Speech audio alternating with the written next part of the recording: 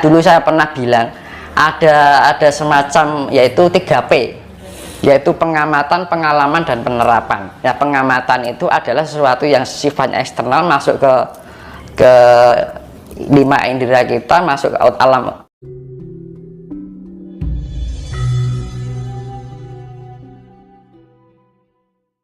Pikiran kita jelek, pasti prasangka juga buruk.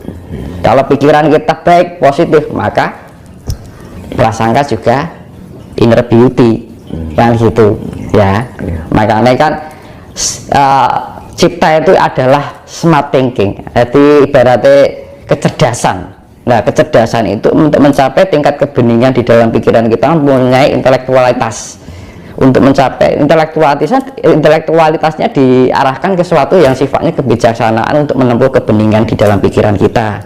Kalau pikiran kita bening, maka untuk turun ke bawah kita akan mempunyai prasangka yang baik, yaitu inner beauty, yaitu keindahan di dalam perasaan kita yang terwujudlah di dalam sifat kasih sayang ya.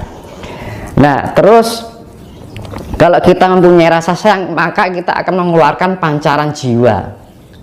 Ya, jiwa itu akan memberikan suatu ketenangan di dalam diri yang namanya self control, ya kan. Nah, ketenangan ini akan memberikan suatu dampak perbuatan yang baik tanpa mengedepankan ego dan nafsu. Jadi lebih menggunakan kebijaksanaan dan kasih sayang.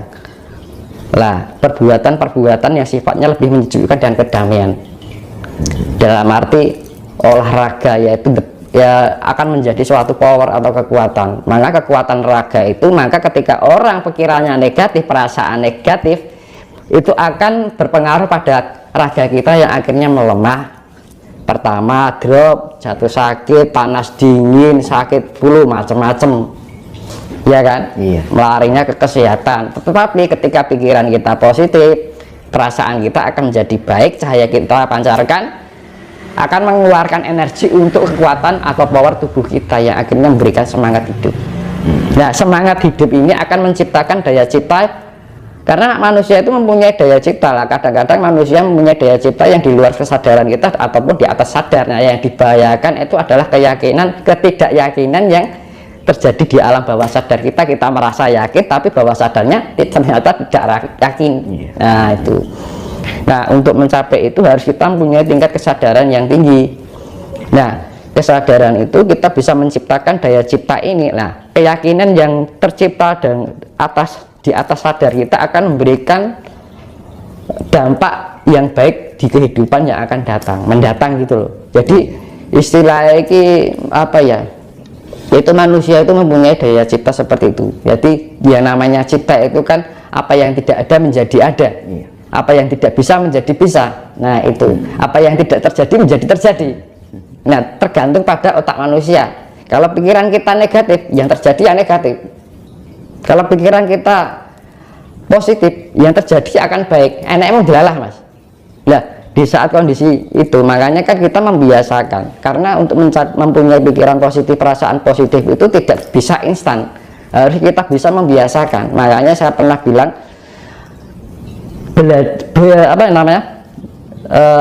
sesuatu yang sulit jika dibiasakan akan menjadi ringan. Sesuatu yang tidak biasa jika dibiasakan akan terbiasa. Nah, itu makanya kan membiasakan pikiran positif.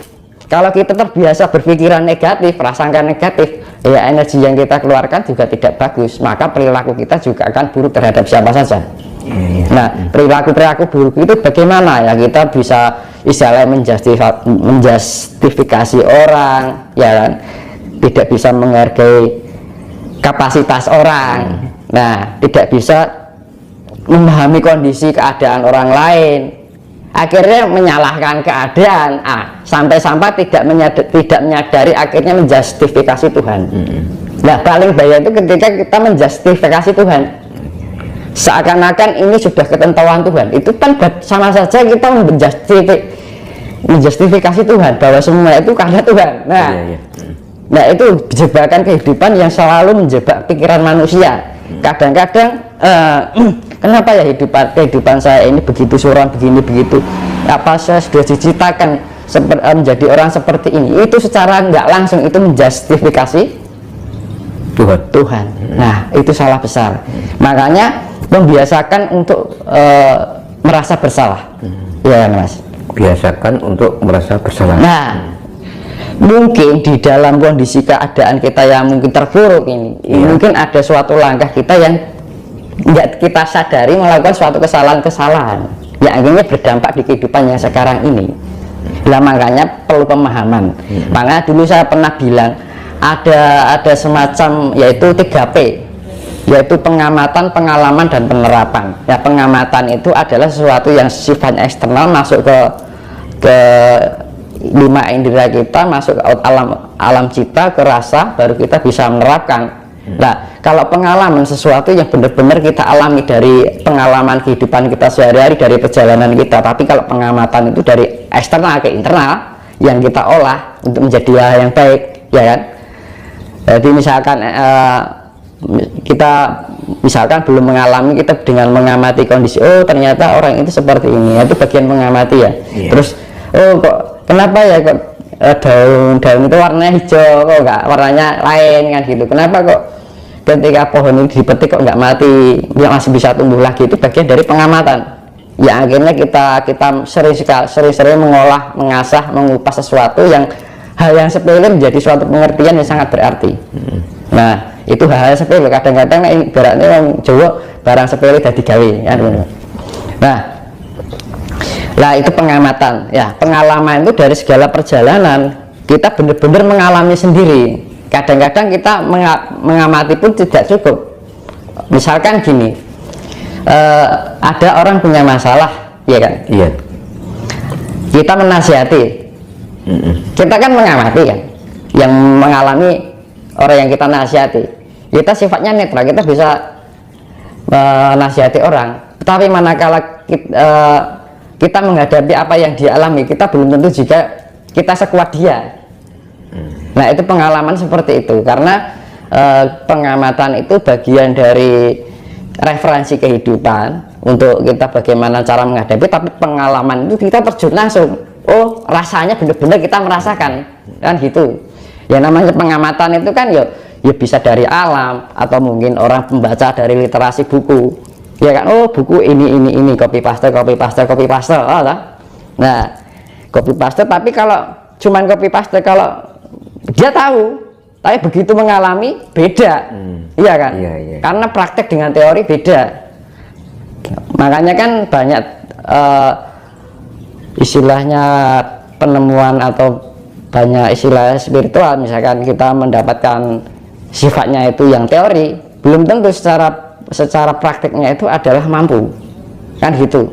Nah, kemampuan itu, pengalaman itu, makanya kan hidup itu adalah, saya pernah bilang dulu, perjalanan itu adalah pelajaran. Nah, pelajaran butuh proses yang namanya waktu. Nah, itu tadi, makanya kita perlu waktu itu. Nah, waktu ini tidak terjadi, makanya waktu ini tidak terjadi tidak instan. Nah, itu benar-benar kita mengalami sendiri, kita merasakan sendiri, oh rasanya begini toh. Misalnya contoh, orang berkeluarga dengan orang berkeluarga kan beda ya Mas. Kalau orang berkeluarga kan kita hanya bisa mengamati nih. Beda kalau kita sudah benar-benar menjalani, oh rasanya wong omah-omah ini loh, ya toh? Beda kan. Nah, itu makanya pengalaman itu penting. Nah, dari pengamatan dan pengalaman itu disatukan akan menjadi suatu penerapan. Nah, penerapan itu apa? Ya kita terapkan untuk diri kita, bisa kita terapkan untuk berbagi orang lain. Nah, makanya kan banyak hal-hal yang tidak kita sadari dengan keadaan yang terjadi. Kita akhirnya menyalahkan keadaan begini, kenapa kok kehidupan seperti ini. Ini secara nggak langsung itu menjustifikasi bahwa itu perbuatan Tuhan padahal perbuatan kita sendiri. Iya. Karena hidup itu berproses. Intinya kita ngeluh juga sama dengan menjadi Tuhan. Iya, makanya kan diperlukannya spiritualitas itu adalah untuk membangun kesadaran diri agar kita tidak mudah menjustifikasi. Oke. Nah, makanya kan kembali saya kembalikan, membiasakan untuk berpikir positif, membiasakan untuk mempunyai prasangka yang positif, ya kan. membiasakan mempunyai perilaku yang positif. Akhirnya kan kalau kita pikiran positif, otomatis perasaan kita positif. Otomatis perilaku kita juga akan baik, kan gitu. Nah, kalau kita berpikirannya negatif, itu nanti tidak hanya manusia yang diri orang lain yang disalahkan, ya kan? Kadang-kadang kita malah nggak menyalahkan diri kita sendiri, ya kan? Sibuk menyalahkan orang lain, menyalahkan keadaan, sampai-sampai menyalahkan Tuhan. Nah, orang gimana tuh buktinya orang menyalahkan Tuhan? Otomatis saya kenapa ya kehidupan saya harus mengalami kehidupan seperti ini.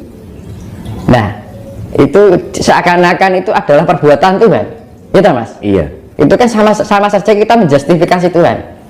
Nah, ketika kita mendapatkan masalah, ketika mendapatkan ujian dan cobaan kehidupan, ya kita evaluasi diri, kira-kira apa yang saya perbaiki, kan gitu kan. Nah, makanya kan untuk mengevaluasi diri, untuk memperbaiki diri itu kan perlu kesadaran. Nah, kesadaran itu membangun pikiran-pikiran yang positif. Kalau pikiran kita positif, maka perasaan akan mengikuti positif, prasangka kita baik. Maka kalau prasangka kita baik, perbuatan kita itu juga akan mengikuti. Makanya proses input, proses output. Nah, itu Mas. Ini terkait dengan energi, Mas Tinus. Tadi Mas Tinus di sesi awal kan mengatakan bahwa kita harus berpikir positif dan harus bisa, bagaimana kita harus bisa mendapatkan energi yang positif, kan seperti itu kan. Sebetulnya yang dimaksud dengan energi sendiri itu seperti apa, Mas? Terus bagaimana cara kita untuk membangkitkan sebuah energi? Spiritualitas itu bagian dari membangkitkan energi, Mas. Iya. Ya sama saja. Ibaratnya kita itu listrik, Mas. Ya kita kan punya listrik itu. Nah, energi itu ya sel kita itu, Mas. Ya kan? Iya. Nah, kalau pikiran kita positif, perasaan positif itu akan menyehatkan ion. Nah, ion itu adalah roh kita sendiri, ya kan? Iya.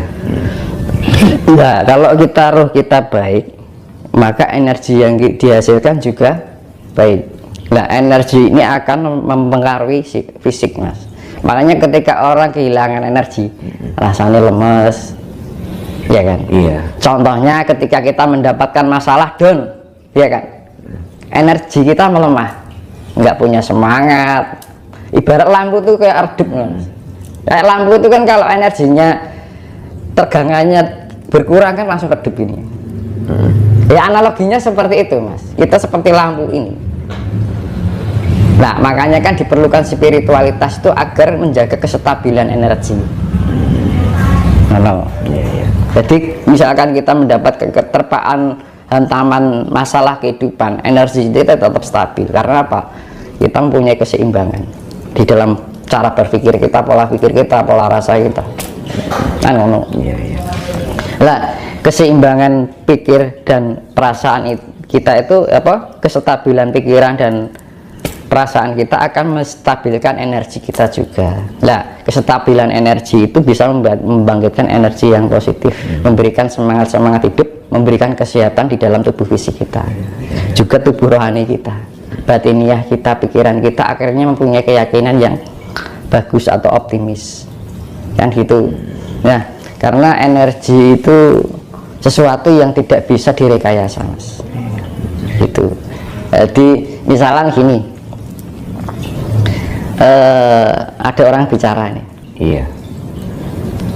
Kadang-kadang kan orang kan menutupi masalah dengan senyuman. Betul. Iya kan? Kita bisa membaca, ya, enak spiritual itu bisa mencapai tingkat untuk membaca energi seseorang. Jadi mendeteksi energi, kita bisa mendeteksi energi seseorang. Sampai cara apa, Mas itu?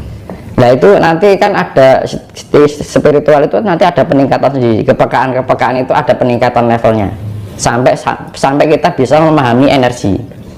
Nah, setiap makhluk di dalam kehidupan ini semuanya punya energi, termasuk tanah, air, api, angin, bumi, gunung, laut, samudra, roh halus, jin, demit, gendruwo, itu semuanya punya energi, termasuk kita manusia. Nah, enaknya kalau kita bisa membaca energi seseorang. Misalnya gini, orang dia sebenarnya sedih nih.